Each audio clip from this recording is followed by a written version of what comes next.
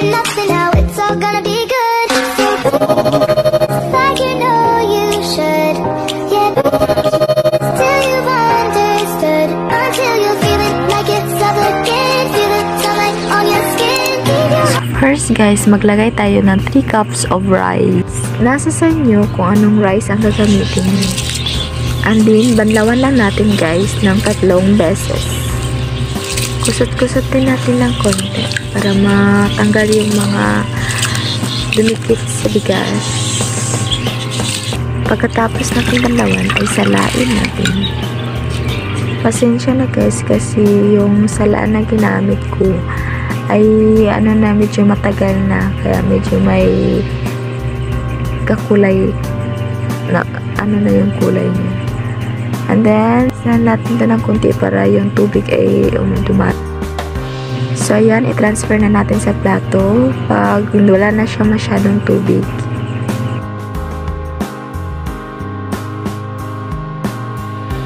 Next guys ay ilalagay natin siya sa pan.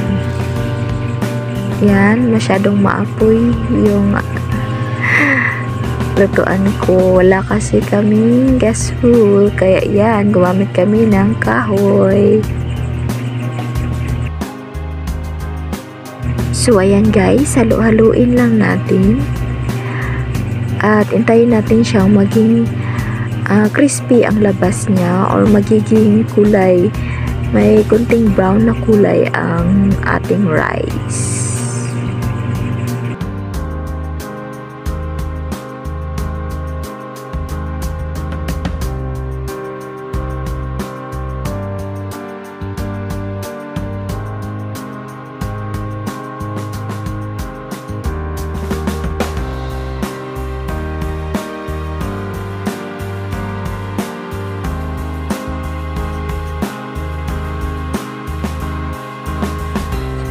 So nakita niyo naman guys, nagbago na ang kulay niya. So ayan, pwede na yan natin kunin. Transfer natin sa plate at saka rest lang natin ng 15 to 30 minutes para lumamig ang ating rice. So ayan, parang nasubraan yata.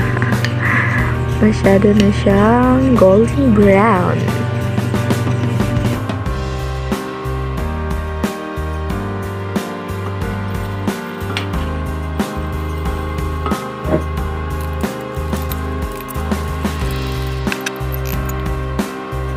Blender, any kind of blender, basta ilagay nyo lang yung rice.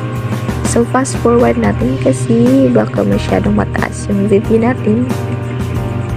And then i-blend nyo lang, go lang ng go hanggang sa makaya nyo.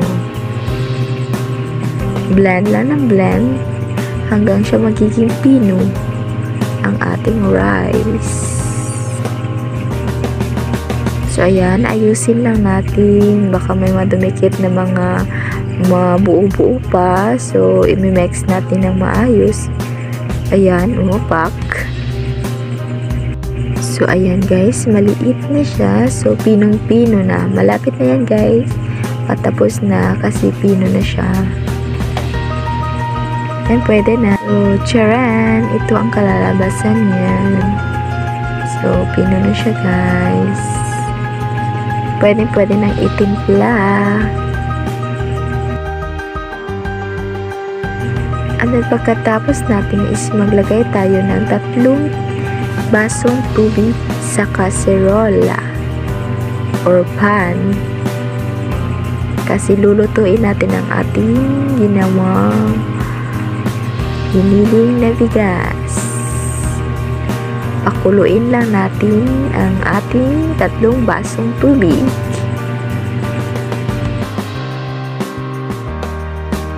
So habang naghihintay tayo na kumulo ang tubig, ay imimix muna natin sa isang lalagyan ang ating giniling na bigas. Yan, 6 cups ang ginawa ko kasi for breakfast, lunch, at saka dinner ng anak ko. So, ayan, lagyan lang ng konting tubig para ma-mix natin yung bigas. Yan, mix lang ng mix hanggang siya hindi may wala yung ano niya, hindi siya yan, yung buo.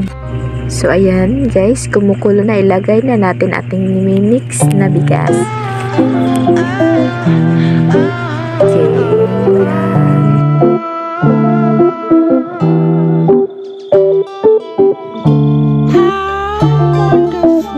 So pagkatapos yung ilagay guys, ishaluin natin at saka hintayin nyo lang na kumulo siya ng konti. Mix lang ng mix. So ayan, medyo malagkit na siya. Yan, okay na yan guys. Pwedeng ganyan lang yung texture niya. Pwede na yan. Pagkatapos na dyan guys, ay ilagay nyo lang sa lalagay nyo. Hindi ko na na-video kasi gutom na yung baby ko. Kasi ayan, umiinom na siya. Gutom, nagmamadali umiiyak na kasi gutom na siya. Ayan, sarap niya sa yummy yummy.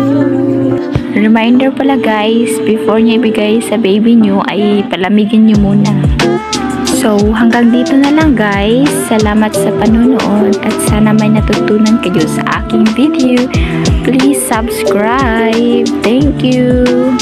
Bye-bye.